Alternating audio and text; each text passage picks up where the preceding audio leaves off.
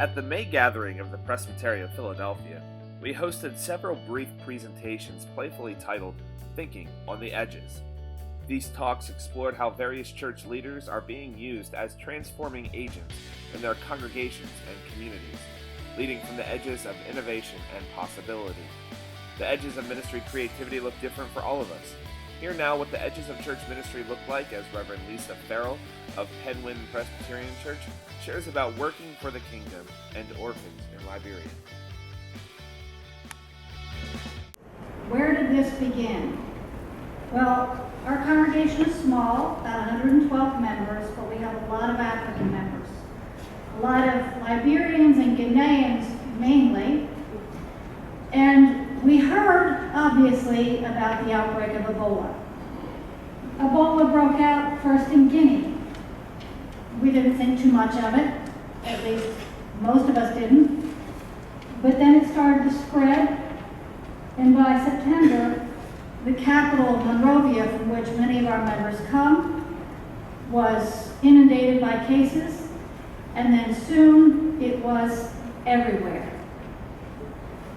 And where it really began for me was World Communion Sunday, because we shared World Communion, and I talked to the children as usual about the fact that we are one body united across the world that is, we share each other's joys and pain and sorrow, and we help one another. And I was really convicted that we were not doing what we said we were doing. And it just so happens that we have a direct connection with a church in Monrovia. We share an elder, Habib Dorley, who is here today. And Habib was able to connect us with the First Presbyterian Church of Monrovia on the front line. So I talked to Habib, and Habib got in touch with our sisters and brothers because we were sitting comfortably and they were on the front line. And we found out what was going on. However, thanks to Habib and others, I know that this isn't just a matter of sending supplies. Also, they had a long-term problem. Orphans. We don't think about orphans. We don't think about the fact that these children have parents who die. We put out the word.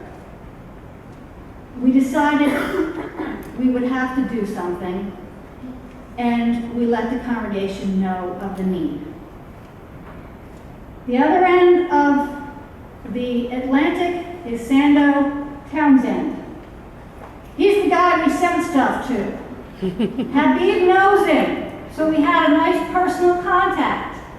Not only is he the pastor of First Church, but he is the moderator of your General Assembly, so we reckoned if we couldn't trust him, we were in trouble.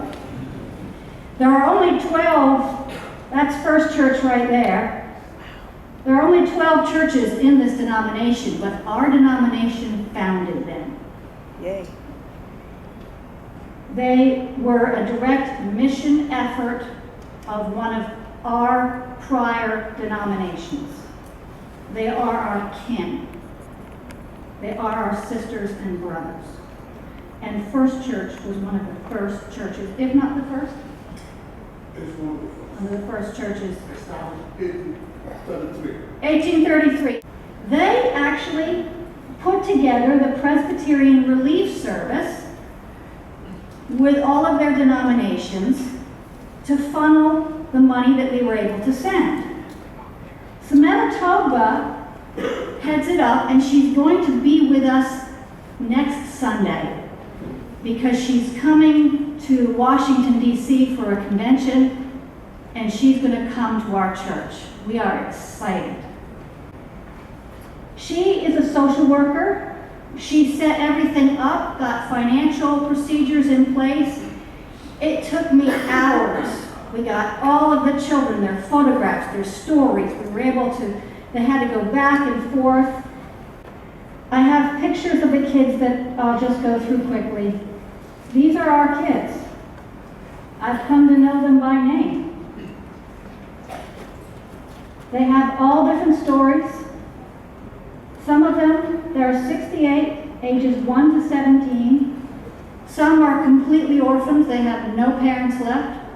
Some have one parent, often the mother, and not the primary breadwinner. And as I said, even if you've got one parent, you still have to work. Many have elderly grandparents caring for them. Some children have been taken in by neighbors or friends. That's them celebrating at First Church. As of now, amazingly, we collected over $6,000 and got them all in their first semester. Thanks to the contributions of Narberth, Bryn Mawr, and Darby Presbyterian Church, we now have about $7,000, and it's going to pay for the second semester. We would really like it if people would connect directly with this church and then sponsor these children in person. We want to see them all the way through school. We're small. If we started out saying, can we do this and look at the whole cost, we'd have said, nope, can't do it. But this is what's happening. God's at work. Amen. Amen. So join us for dinner, and we'll fill you in.